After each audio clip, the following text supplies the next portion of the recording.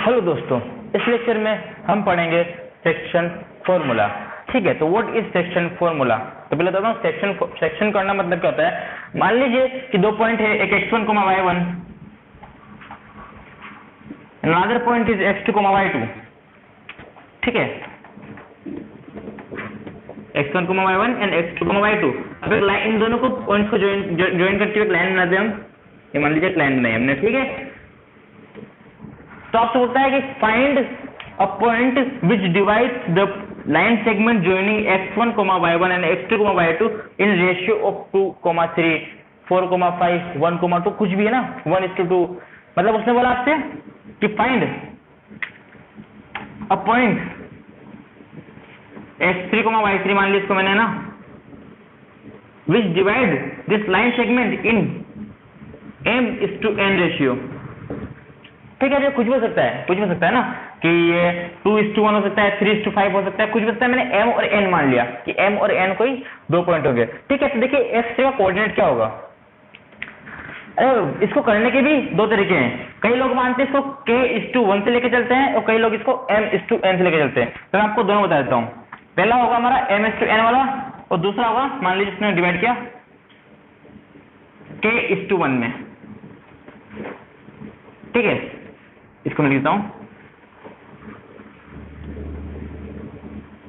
k:1 में। ठीक है, तो पहले हम m और n वाला फॉर्मूला देख लेते हैं। एक और बात मैं आपको बताता हूं, m और n वाला फॉर्मूला आप तब यूज कीजिएगा जब आपको पॉइंट निकालना हो। ठीक है, और आपको जब सेक्शन निकालना हो, मतलब आपको पहले से पॉइंट दिया है, बोला है किस रेशियो में डिवाइड किया, तो आप k और 1 का यूज करेंगे तो ज्यादा अच्छा रहेगा।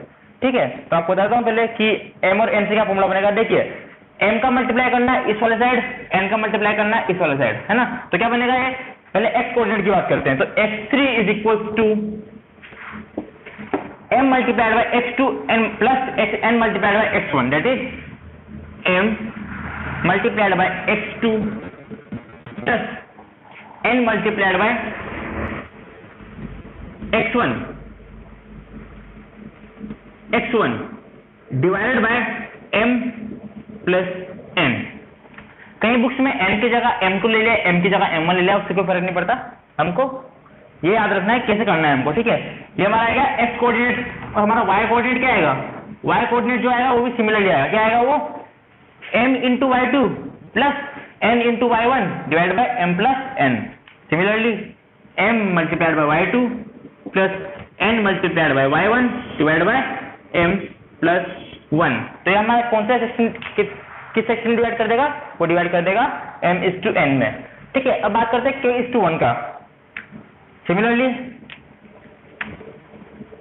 हमको इसमें भी वही प्रोसेस दोहराना है। k का मल्टीप्लाई इधर होगा, 1 का मल्टीप्लाई इधर होगा। देखिए, k multiplied by x2, k multiplied by x2 plus 1 multiplied by x1, that is ये x2 है, that is x1 divide by k plus 1। Ratio का जो आएगा वो summation. Similarly y3 is equal to k multiplied by y2, 1 multiplied by y1, k multiplied by y2 plus 1 multiplied by y1 divided by k plus 1। ठीक है, तो देखिए हमारा गया दो फॉर्मूले। अब आप इनमें से कोई से भी फॉर्मूले का यूज कर सकते हैं, पर मैं चाहूंगा कि इस फॉर्मूले का यूज आप तब करें जब आपको पॉइंट पूछा हो, और जब आपसे रेशियो पूछा हो किस रेशियो में डिवाइड कर रहा है, तो आप इस फॉर्मूले का यूज करें। आप इसको नोट डाउन कीजिए, फिर मैं आपको एग्जांपल के थ्रू समझाता हूं। तो अब हम दो एग्जांपल देखेंगे। पहले हमको रेशियो दिया है, बोला है पॉइंट निकालिए, फिर दूसरे में हमको पॉइंट दिया हुआ, हम रेशियो निकालेंगे। ठीक है, पहले एग्जांपल की बात करते हैं। यहाँ पे दो पॉइंट दिए है, 4,-3 एंड 8,5। इन दोनों को जो लाइन सेगमेंट ज्वाइन कर रही है उसको एक पॉइंट डिवाइड करता है 3:1 रेशियो में। Find that point. तो हमको पता है कि हमने मान लिया वो पॉइंट क्या है, x3, y3 है। तो हमको पता है x3 की वैल्यू क्या होगी, सिंपल, इस वाले को इससे मल्टीप्लाई करो, इस वाले को इससे मल्टीप्लाई करो, divide by ratio. 8 multiplied by 3, x3 equals to 8 multiplied by 3 plus 1 multiplied by 4 divided by 3 plus 1, that is 4, 3 + 1 लिख देता हूँ 3 + 1।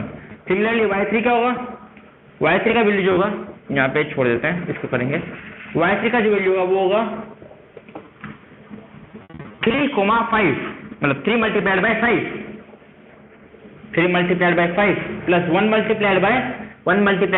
-3 डिवाइडेड बाय 3 + 1। ठीक है, तो यहाँ से हमारे x का वैल्यू क्या आएगा, x 24, 24 और 4 28, दैट इज 28/4, दैट इज 7।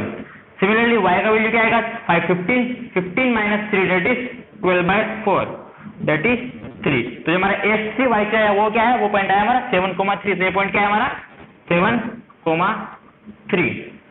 ठीक है, तो हमने क्या करा, इसको m माना था और इसको n माना था, इसको ऐसे ही हमने कर लिया। सिमिलरली अब मान लीजिए हमको पॉइंट दिया है 7,3 और बोला है कि बताओ ये किस रेशियो में डिवाइड करता है, इसको इन दो पॉइंट्स के लाइन सेगमेंट को किस रेशियो में डिवाइड करता है।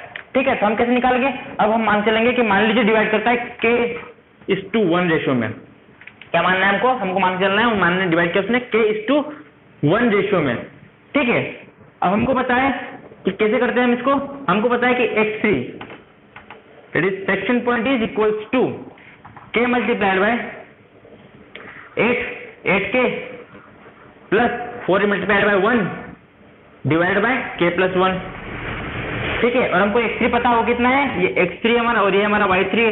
तो x3 क्या आएगा हमारा, x3 आएगा हमारा 7। अब देखिए यहाँ पे 7 = 8 × k 1 × 4 डिवाइड बाय k + 4। ठीक है, देखिए ये हमने लगाया x के लिए। सिमिलरली हम y के लिए भी लगा सकते हैं, यहाँ से हमारा क्या आ जाएगा, है ना। सिमिलरली हम y के लिए भी लगा सकते हैं, y3 = y3 इज 3 k × 5। देखो y कोऑर्डिनेट चल रहा है तो k × 5 that is 5k plus 1 × -3 that is -3 divide by k + 1। अब आप देखेंगे इन दोनों से हमारा सेम आंसर आएगा। देखिए इससे निकालते हैं पहले तो जाएगा 7k + 7, ये मल्टीप्लाई हो गया ना पूरा, देख लीजिए ऐसा 7 क्रॉस मल्टीप्लाई हुआ, तो हो गया 7k + 7 equals to 8k + 4। 7k इसको मैंने राइट हैंड साइड भेजा तो क्या 8k - 7k इज k, है ना, और इसको इधर भेजा तो गया 3। ठीक है, तो k की वैल्यू क्या हमारी 3 और k की वैल्यू 3 है इधर, तो खत्म हो गया सीधा 3:1 रेशियो। देखिए जो क्वेश्चन था हमारा वो आया। अगर मान लीजिए k की वैल्यू आती 5/2, है ना, मान लीजिए k की वैल्यू आती 5/2 और इधर 1, तो यार 2 जो है इधर आ जाता है 5:2। ठीक है, अगर k की वैल्यू आती 2/8 या 2/9 तो रेशियो क्या जाता, ये होता 2:9। ठीक है, अब सिमिलरली इससे भी निकालेंगे तो k की वैल्यू दोबारा 3 आएगी। ठीक है, तो आप इसको नोट डाउन कीजिए, फिर हम आगे बढ़ते हैं। अब हम बात करते हैं मिड पॉइंट की, कि मिड पॉइंट हम कैसे निकालते हैं। कि दो हमको पॉइंट दिए हैं x1, y1 and x2, y2। हमसे बोला है find the point which is mid point of line segment joining x1, y1 and x2, y2। ठीक है, तो आपको ये पूछा है तो कैसे निकालते हैं हम, दोबारा वही सेक्शन फॉर्मूला लगाते हैं। x3 का वैल्यू क्या होता है 1 × x2 that is x2 plus 1 × x1 that is x1 divide bye 1 + 1 that is 2।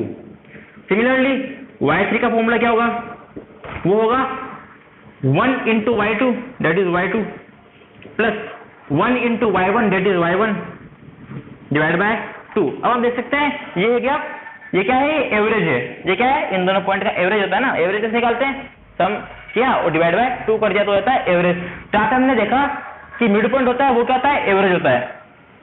वो क्या होता है, एवरेज होता है। एग्जाम्पल की तो समझाता हूँ आपको। मान लीजिए एग्जाम्पल है, उसने आपसे पूछा, मान लीजिए कि एक पॉइंट है 2,3, है ना, रेफर पॉइंट है 4,5। तो उसने बोला find the mid point of line segment joining 2,3 and 4,5। तो किसने निकालना है हमको, मिड पॉइंट होगा x3, y3। x3 का वैल्यू क्या आएगा हमारे पास, वो आएगा x1 + x2/2, x1 plus x2 bye 2 and y2 का वैल्यू y3 का वैल्यू क्या आएगा y1 plus y2 by divide by 2 x1 is 2 plus 4 2 plus 4 divide by 2 similarly y1 that is 3 plus 5 divide by 2 so क्या है हमारा value आया 2 plus 4 that is 6 6 by 2 is 3 and 3 plus 5 is 8 8 by 2 is 4 तो हमारा mid point क्या है mid point आया हमारा 3,4 ठीक है तो आप इसको नोट डाउन कीजिए फिर हम आगे बढ़ते हैं। अब हम एक और क्वेश्चन करते हैं।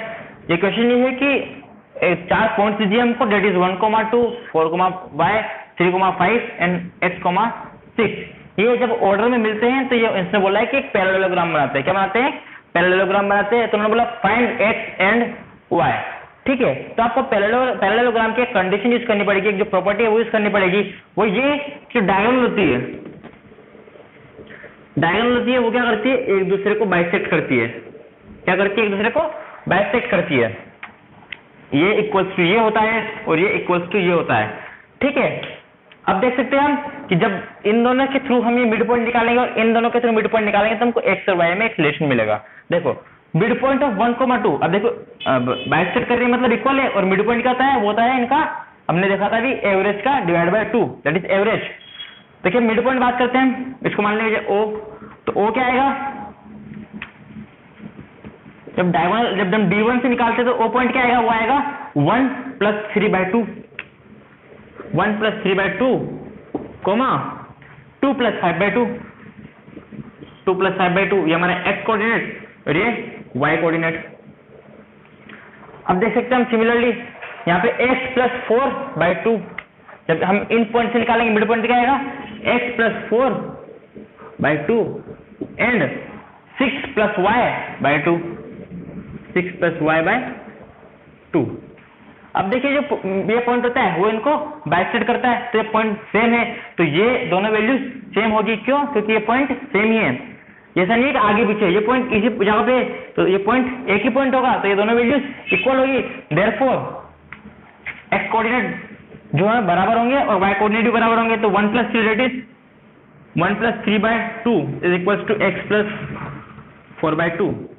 यहाँ से 2 से 2 कैंसिल हो जाएगा तो बन जाएगा x is equals to 4 add किया 2 से 2 कैंसिल x प्लस 4 है ना तो x आया हमारे पास x आएगा 0 x क्या है हमारे पास 0 x की वैल्यू क्या है हमारी 0। y कोऑर्डिनेट को इक्वेट करते हैं तो y कोऑर्डिनेट को करेंगे तो 2 plus 5 by 2 is equals to 6 plus y by 2। मैं आपको फिर बता रहा हूँ हमने इक्वेट क्यों किया क्योंकि ये पॉइंट एक ही पॉइंट है और हमारे पास के 2 कोऑर्डिनेट है तो हम आराम से हमको पता है कि ये x कोऑर्डिनेट बराबर होंगे और ये y कोऑर्डिनेट भी बराबर होंगे ठीक है। तो हमने इक्वेट कर दिया 2 से 2 again cancel 7 equals to 6 plus y तो y इज इक्वल्स टू 1। तो हमने x की वैल्यू निकाल ली हमने y की वैल्यू निकाल ली ठीक है। आप इसको नोट डाउन कीजिए उसके बाद आप आराम से एक्सरसाइज 7.2 लगाइए आपसे आराम से हो जाएगी। यदि आपको डाउट आता है आप कमेंट सेक्शन में लिखिए और एग्जांपल्स देखिए। Thank you.